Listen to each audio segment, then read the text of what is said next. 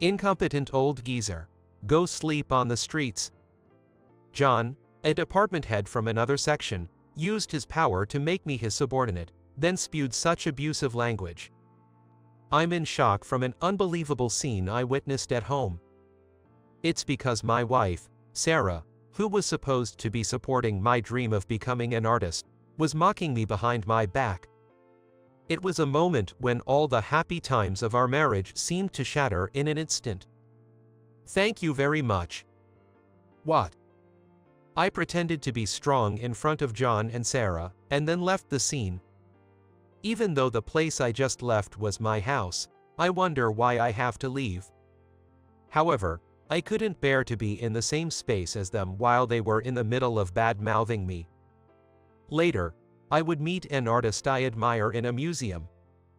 At that time, I had no idea this meeting would lead to my revenge.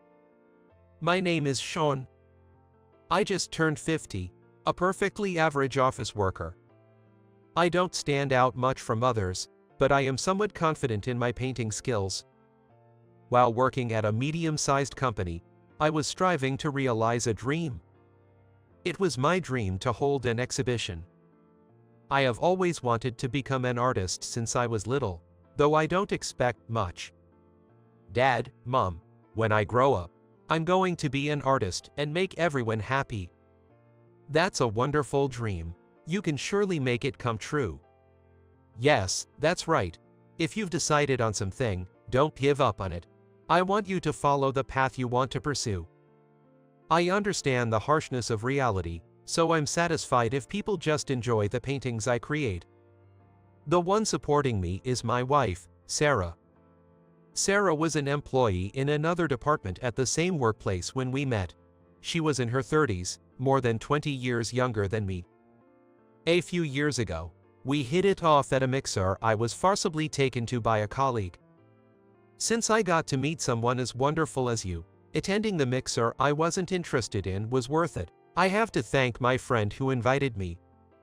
I was only participating because my colleague told me to, but I'm glad I met someone as wonderful as you, Sarah. We share the same interests. Sarah, younger and more beautiful than her actual age, stood out considerably. That's why I was worried whether she could like someone as plain-looking as me, but it turned out to be an unfounded worry. Afterward, we went on several museum dates before getting married, and we've been living happily ever since. She does most of the housework, but on days off, I also help out with what I can. I leave all the financial management to her, as I work hard to provide her with a comfortable life. She is a wonderful person full of compassion. You will definitely realize your dream. After all, you draw such beautiful pictures. Everyone will notice the quality of your work.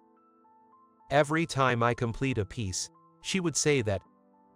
I thought she was a reliable supporter who encouraged my dreams more than anyone else. So even if my dreams didn't come true, I intended to cherish her. Yet, I never expected such a betrayal. It was so terrible that I would want to go back in time to warn my past self. It was a day with a steady drizzle. As I headed to my office, I pondered the artwork I had been creating in my home studio. After placing my umbrella dripping with raindrops in the umbrella stand, I opened the door to the marketing department. I placed my belongings at my assigned desk and spent the time before work started relaxing, when I overheard voices nearby. It seemed that my colleagues at the nearby desks were excited about a certain topic. Hey, did you hear? Michael is coming to America. Really? He's usually active overseas. That's unusual.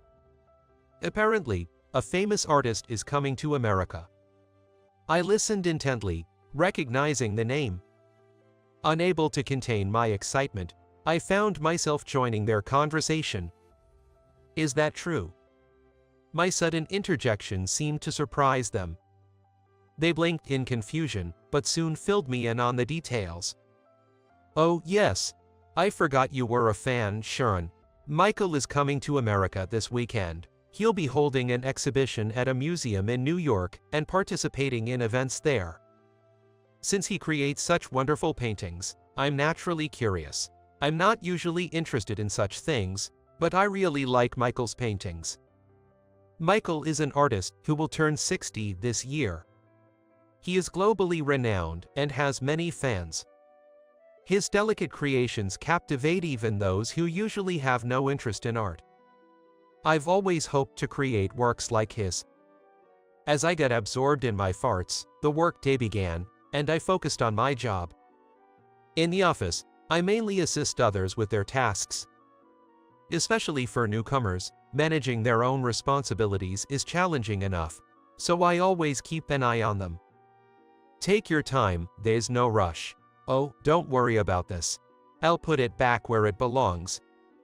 Even now, I was putting a new employee manual back on the shelf after helping another employee. During this, I was approached by a man. It was John, the sales department head. For some reason, this mid-30s man sees me as an adversary. Although he is a capable person having reached the position of department head at a young age, he often looks down on others. 3 years ago, when I helped with sales work due to a certain incident, he was terribly rude. Back then, he used to say things like this daily. A man in his 50s who can barely do his job and is slow is useless. I don't need your help, so just go back to your own department. His attitude infuriated me, but quitting my job impulsively would have troubled other employees. So, at that time, I endured daily and ignored his abusive language. What could have brought John to our department? Curious, I watched as he headed towards a famously beautiful female employee in this department. You drop your handkerchief in the hallway. Apparently, he had just come to send it. Smiling as he handed over the handkerchief, he suddenly took out his phone, his facial expression changing to one of concern. Then, with a worried look, he quickly left the area. I wondered if there was some trouble in the department. However, he didn't need to come during work hours, but perhaps he came so quickly because the owner of the handkerchief was beautiful. I recalled how he had a weakness for beautiful women. If he saw any man flirting with a woman he was interested in, he would get extremely irritable. As I worked through the afternoon, past events came back to me. It was about the time I met Sarah. I remember trying to invite her to lunch. When the lunch break arrived, I was on my way to meet Sarah, who worked at this company at the time, when John and Sarah approached from the opposite direction. The people in our department had a hard time. Food poisoning from a snack is really unfortunate. That's true. It's a hassle when someone causes trouble like that. They're going to be in big trouble. They seemed to be discussing a recent incident. After noticing me, Sarah ran over to me, so I didn't think too much about their conversation anymore. However, if I had known a little more about their relationship at that time, things might have turned out differently afterward. Perhaps I wouldn't have been shocked to learn about who she really was. As I was absent-mindedly continuing my afternoon work, I received startling news. Sarah has collapsed. I need to get to the hospital quickly. This was the bad news that my beloved wife had been taken to the hospital about an hour ago. I was so distraught that I can't remember who told me or how. I was simply too worried about her. Although someone who happened to be there was accompanying her, it was not comforting at all. Wanting to see her as soon as possible to feel reassured, I caught a taxi to the hospital. I've never felt that panic in my life. Leaving work early, I arrived at the hospital, gave my name at the reception, and was directed to her room. With a heavy heart, I opened the door to the room, but my beloved wife was lying on the bed, looking the same as usual. Noticing my presence, she sat up in bed. Are you okay, Sarah? Did you get injured, or is it some illness? It's nothing serious, calm down. They said it was due to overwork, it's just a bit of fatigue. She smiled reassuringly, but I felt doubtful about her words. She hadn't had plans to go out recently, other than for shopping, and she wasn't involved in any physically demanding activities. Overwork, but you've been at home all the time. You know, it's been raining a lot lately. The house felt damp and it bothered me, so I've been cleaning a lot every day. I guess I got tired from that, and I fainted during a walk. Fainting from doing household chores to that extent seemed unusual. She was not someone prone to illness, so I found it odd. However, because it was my beloved wife's word, I chose to believe her at that moment. I hit my head when I fainted. So, you were just being checked out at the hospital, just to be sure. Yes, the doctors tend to exaggerate. That's good to hear. Relieved that it was not serious, I felt comforted. Sarah, who is over 20 years younger than me, has always been incredibly devoted, in a way that surprises me.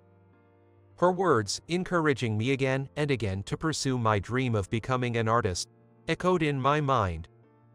The thought of anything happening to her was unbearable. With the conversation winding down, I decided to ask about something that had been on my mind. By the way, I heard at work that someone accompanied you in the ambulance. Who was that? She momentarily averted her eyes. Oh, just a stranger who happened to pass by. But they were kind, stayed to watch over me until I fell asleep in the hospital. That was nice of them. I wish I could have thanked them. They had to leave because something urgent came up. I should have asked for their contact information. It's often said that people tend to ignore others in need, but this incident made me think that not everyone is indifferent. Sarah had fully recovered and was discharged from a hospital. I was happy to have our normal life back, but it seemed that peace was only temporary. One day, as I finished work earlier than usual, I decided to buy some donuts, Sarah's favorite treat. I chose 3 kinds she liked and headed home in a good mood, but upon entering, I heard an unfamiliar voice. It was the laughter of a young man. Thinking a guest might have visited, I walked into the house. Then, in the living room of my own home, I saw a man and a woman. They were watching TV, laughing and sitting close together and having their arm around each other's shoulders. Ha, did you see that? What a silly animal. Absolutely, it's so silly. The two of them were watching a show about animals. The TV screen continuously displayed animals in goofy poses. The volume of the TV was so high that it likely erased the sound of me walking into the house. They seemed unaware of my return. I was about to talk to Sarah when I was taken aback by the man's voice. I was really surprised when I heard you were taken to the hospital. I was shocked when I saw the email. I'm sorry for worrying you, but I was happy you came. By the way, there was someone with you, right? It wasn't another man, was it? Of course not. It was just a man from the neighborhood, don't worry about it. The voice conversing so familiarly with Sarah belonged to John. Well, as long as it wasn't someone else. Let's make a game of it. Let's name people who resemble the silly animals we're seeing now. That sounds fun. Let me start. That slow animal from earlier definitely reminds me of Shan. No doubt, he was slow when we worked in the same department too. The two burst into crude laughter, clearly enjoying their insult fest. They continued comparing people to the goofy animals shown on TV. Your husband is late today, isn't he? Do you miss him when he's not around? Of course not. It's easier without him. He's always dreaming up silly things. It's exasperating. To think he could become an artist with those childish drawings. It's just not going to happen. Their mocking laughter and the torrent of insults flowed effortlessly. When I heard Sarah's words, I was so shocked that I wondered if I was being delusional. However, when I pinched my cheek, I felt real pain in that area. Hey, you shouldn't say things like that, it's too cruel to your husband. I was so overwhelmed by what they were saying that I dropped the donuts I was holding. The noise finally made them notice me. Sarah and John looked towards me. Have you two been having an affair? Sarah didn't respond, but John smirked dismissively and spoke up. Yes, idiot. It took you long enough. As he approached me, he nonchalantly placed his hand on my shoulder. "Your face right now is priceless. I've wanted to do this for a long time. I fell for Sarah first, and then you went and married her." Hearing this, Sarah sweetly addressed John. "Don't be mistaken, John. I never loved this man. I was only after his money, thinking it'd be nice to have plenty when I'm with you. After all, he did have a lot of savings." With a smooth cruelty, Sarah smiled and linked arms with John, flaunting their closeness. In fact, I just showed him the bank balance. Indeed, looks like he had saved quite a bit. At that moment, I fully realized the true nature of the woman I had thought was my wife. She must have been mocking me all this time while we lived together. I was foolish to be deceived in such a way. So, stay out of our way and leave this house. Why do I need to do that? This is my house. I rasped out these words of resistance, but John just said, "So. Stop playing the victim. It's annoying. Remember when we worked in the same department? I was irritated by you then too. You were trying to teach me work, yet you couldn't do much yourself, always bothering me with your chatter. You're still incompetent, aren't you?" I remembered the times I had worked with John. Everything I had done, I did thinking it was for the best. I was swamped with my own work, but never wanted to leave the younger employees struggling, despite my intentions. Now, I'm the department head, and you're just an entry-level employee. How does it feel to be overtaken by someone younger? Besides, I'm pretty well connected with the executives. Maybe I'll ask them to transfer you to my department. It must be humiliating to have the man who stole your wife as your boss, right? John said these words with a sneer. Come on, try calling me boss. All I could do was clench my teeth in frustration. Listening to the barrage of insults, I tried to tune them out, but quickly reached my limit. Looking bored, John said, "What a dull guy, just get out," pointing towards the front door with his gaze. An incompetent old geezer should just sleep on the streets. Saying that, he dismissively waved his hand at me. At that moment, all the memories I had built up seemed to crumble entirely. Thank you very much. What? I realized I had said that unconsciously. By the way, there seems to be a rumor going around in my department about someone who can't resist pretty women and has a messy love life. You're quite famous, boss. Are you satisfied now? What did you say? Wait, there's another woman besides me. John was taken aback by Sarah's suspicious gaze and seemed flustered. As they argued, I treated John as the boss as he wished, and then I left the scene. Now that the betrayal was clear, it was better. Thinking about the years I could have been deceived, this was somewhat better. Pretending to be strong, I left the house without saying anything more to Sarah. After that, I ended up staying at a business hotel. The house was purchased with my money, but now John and Sarah are living there. I couldn't live in that house anymore, nor did I want to have any interaction with them. Since I had left abruptly, the ATM card for my main savings account was still with Sarah. Fortunately, I had other bank accounts. Considering it risky to keep all my savings in one bank account, I had created multiple accounts. Probably even Sarah thought managing all accounts would raise suspicions. The accounts I still had showed no signs of withdrawals. But that didn't make me feel any better. The betrayal from Sarah left a deep wound in my heart. I wonder how long Sarah has been cheating. Was she laughing at my dream of becoming an artist all along? Maybe from the very beginning.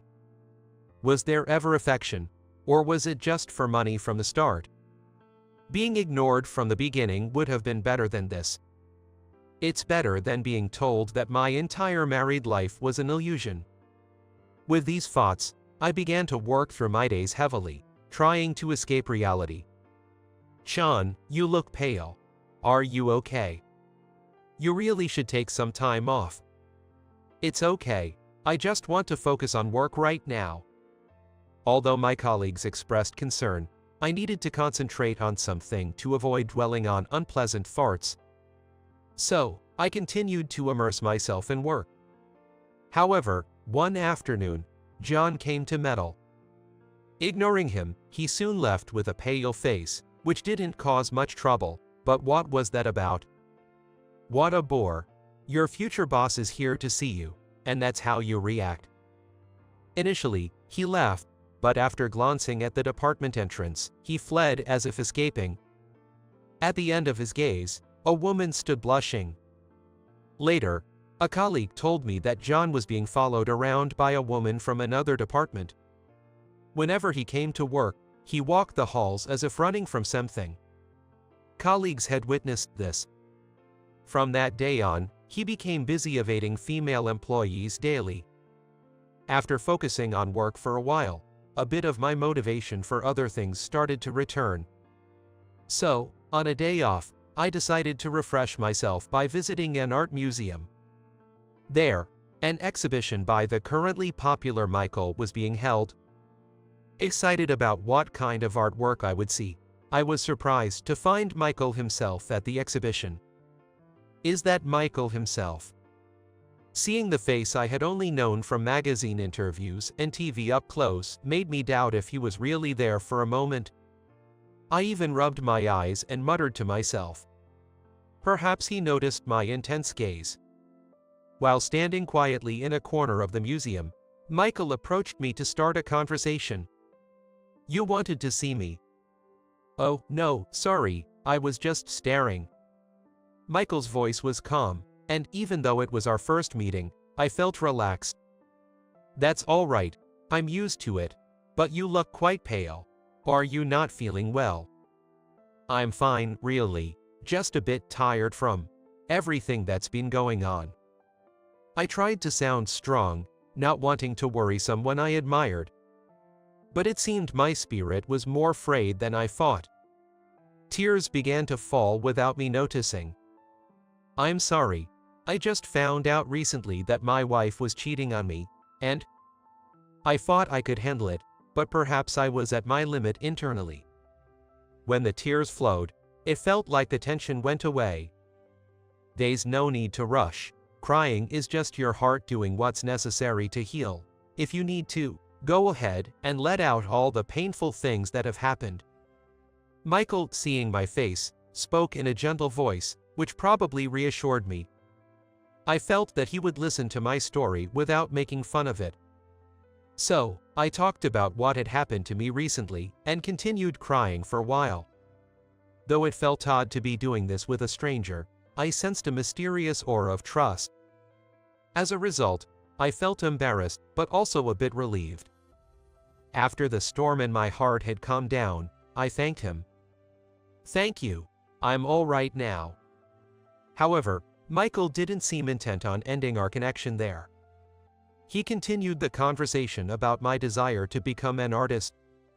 So you're creating art to become an artist, huh? I'm actually planning a joint exhibition soon, but we're short on hands. Would you like to participate? What? With you? His sudden proposal took me by surprise. Could something this wonderful really be happening in my otherwise ordinary life? Seeing my bewildered expression, Michael continued with a softened look. The next gallery where I'm planning the exhibition owes me a big favor, but due to a planning mistake, we're short on the number of artworks to display. It felt too good to be true, but if I refused, I knew I'd regret it for the rest of my life. Of course, we'll proceed after I've seen your works. I didn't want the betrayal by Sarah to just be a sad memory. With that determination, I just nodded. If you think I'm good enough, I'd be grateful to join. Part of me wanted to help because my admired figure seemed in need, not just because it was an opportunity. Things progressed quickly after that. Normally, there would be more detailed explanations, but only the bare minimum was provided. Probably because there wasn't much time left until the event. After several busy weeks, the day of the exhibition arrived. In one corner of the museum, several of my paintings are displayed in a less prominent spot. These are items I moved from the house when Sarah and John were not around. It was a challenge to get everything done by today, but I'm relieved that it somehow worked out. Never thought a day like this would come. It's like a dream. As I watched the visitors come into the museum, I felt deeply moved. Just having a conversation with Michael, someone I looked up to, was a joy, but to have my childhood dream come true in this way was beyond my expectations. Mom, Dad, look, I like that painting over there. What is it? Oh, that's definitely Michael's style. It's wonderful. Oh, that one. Nice, isn't it? Most visitors were there to see Michael's artwork. Only a few stopped to look at mine. But even that made all the hard work worth it. But that one's good too. It's a happy family. Oh, what a heartwarming painting. This seems to be someone else's work, but it must have been painted by a wonderful person. Among the pleased visitors was a journalist. This male reporter had come to cover Michael's work, but he also took notice of mine. After his coverage, not only did he feature the exhibition in a newspaper article, but he also talked about it on a TV program. Soon, my work began to attract a lot of attention. I had no plans to quit my job or sell my art full-time, so my daily life didn't change much, but it felt a bit awkward. Moreover, my colleagues at work started teasing me, which was a bit embarrassing. Amidst these lively and busy days, my emotional wounds began to heal. However, it seems the word got out. A few weeks later, the trader, Sarah, came to see me. By then, I was living in a small apartment, not a business hotel, but somehow she had found my address. One day, as I was relaxing at home, she visited. It's been a while, honey. I'm not your husband anymore. I sent the divorce papers. I was surprised when I opened the door, and so Sarah. And surprised that she called me honey. Sean, I was out of my mind back then. Let's get back together. What are you talking about? Our relationship is over. I've already signed the divorce papers. Just sign them too. Don't say such sad things. Back then, I didn't realize how wonderful you were. Seeing her ingratiating smile, I looked away. Her demeanor changed so quickly it twisted my facial expression. She probably thought she could squeeze money out of the now famous me. There was no love in it, I was sure. I didn't want to talk to her anymore, so I tried to close the door. But Sarah jammed her hand in the door gap. Please leave.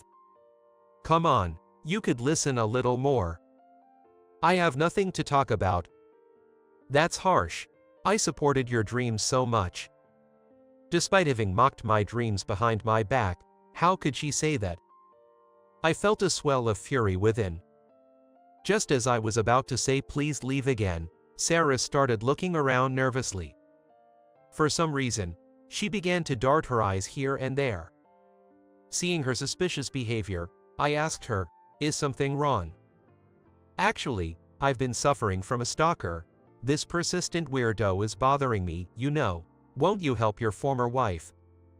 While I did think that was tough, I still couldn't bring myself to help her. I could have tolerated the infidelity. I lacked confidence, and Sarah, you were young and beautiful, but I can't forgive you for laughing at my dreams. Just get out of my life. I said that, but she looked displeased. Stop dwelling on the past. It was just a joke. Please, you're the only one I can rely on now. I'll do anything, just let me in. Ask John then. I brushed off Sarah's plea and pushed her hand out of the door gap. Then, I quietly closed the door without another word. Perhaps the frustration was due to things not going as planned. Sarah was ranting outside for a while, but she quieted down within an hour. Just to be safe, I checked through the peephole, and she was no longer there. Please don't ever appear before me again. It's a nuisance to the neighbors too. The joint exhibition with Michael concluded successfully. I was delighted to hear many comments from colleagues who came to see it after hearing about it. It was really good. It made me feel happy just looking at it. But I was surprised that you and Michael had a joint exhibition. Yes, truly. The paintings warmed my heart. So, how did you meet Michael? However, I had to be vague about some of their questions. I didn't want to talk about the incident with my ex-wife, given the circumstances. Amidst this, Michael began contacting me regularly. He seemed to like my work, and we exchanged ideas about creativity. You have many paintings of smiling families. What made you choose that theme? I think the family is the smallest group in society. If that group is filled with smiles, I believe they can endure any hardship. That's a wonderful way to look at. You seem to excel at creating works that support people's spirits. In my personal life, being betrayed by someone who was supposed to support me can be seen as an ironic outcome. Hearing Michael's words, I found myself in a complex state of mind. Yet, since that exhibition, I feel I've grasped something new as an artist. I feel like my skills in expressing the essence of my works have improved. I'm enjoying creating art even more. However, Sarah and John don't seem to be having as much fun. Surprisingly, Sarah was cheating with John and several other men. This included the one who had accompanied her to the hospital. She had multiple issues with several men and seemed to have gotten involved in crimes. Previously, she often looked tired because her dates overlapped. This was something the old ladies in the neighborhood told me about. While I was at work, there were rumors of her walking around cozily with different men. I saw Sarah briefly recently. She was arguing with a man. I'm a beautiful woman dating you, so you should at least buy me dinner. A guy as stingy and ugly as you is worthless. I'm not seeing you anymore. What, weren't you serious with me? Her personality hadn't changed at all, and I felt a bit sorry for the man who was taken advantage of. Her dealings with the opposite sex likely brought her trouble. She was stalked by multiple men, and even earned the ire of some women. At that time, Sarah had a horrifying experience, but it was no longer any of my concern. By the way, when I moved to this apartment, I accidentally brought books Sarah was reading. I don't usually read comics, but I secretly returned them after whimsically reading their contents. The story followed a classic comics plot, where the protagonist becomes attracted to a man who is working hard for his future. However, I was shocked when I read a line in it that Sarah had once said to me. You will surely achieve your dreams. You draw such wonderful pictures. Everyone will recognize the quality of your work. These were words that Sarah had said before. Those words that once moved my heart were all lines from a comics. The Sarah I saw was an illusion from the start. Months later, I thought I wouldn't be involved in exhibitions anymore, but it seems I was meant to. This time, I was approached to have a solo exhibition. The museum director who really liked my work offered me this opportunity, which I deeply appreciated. It was my first solo exhibition, so I was very anxious and contacted Michael. I've been asked to hold an exhibition. Can I ask for your advice? Really? Congratulations. I'd be happy to help. Michael kindly advised me, and with his help, I managed to make the exhibition a success. I was proud to make the visiting families happy. Mom, Dad, this painting looks so fun. Yes, it's an artist I hadn't heard much about, but I'm glad we came. Yo, I know someone who likes this kind of stuff. Maybe I'll introduce them to it. However, I never expected to run into Sarah there. Sean, it's been a while. Actually, I need some money, about $30,000. Is that okay? I don't know what she did, but it seems she's in debt. I can't comprehend how she could show her face to me so brazenly after such betrayal. Did you come here just to say that? Sorry, but look elsewhere. Why don't you ask Sean? He got fired from his job for misconduct. I can't rely on him. So, you need to do something about it. Apparently, John had been fired from his job without my knowledge. He had been harassing me, but there had been no contact at work recently, which I found odd. I recall hearing rumors about him recently from a colleague. John was being pursued by a delusional woman, who even showed up at his house, and he looked quite haggard. What an unresolved ending. You're not my wife or anything to me anymore. It's causing trouble for the other guests, so please leave. How can you be so heartless? I won't rely on you anymore. Sarah threw insults at me and glared, but, feeling the stares from around, she quickly left the scene. Later, I found out that Sarah had tried to sell my house to pay off her debts. I knew it couldn't be done due to procedural issues, but it was disappointing. Her parents stopped her, so she gave up on selling the house, but it was outrageous. Thanks to Sarah's parents, I was able to return home later. Honestly, there aren't many good memories there. But I wanted to repay the kindness of her parents. Their house is quite old, so I decided to give them my house to use as they wish. Furthermore, I heard that she had been in trouble with the police, but by then, I didn't care about her anymore.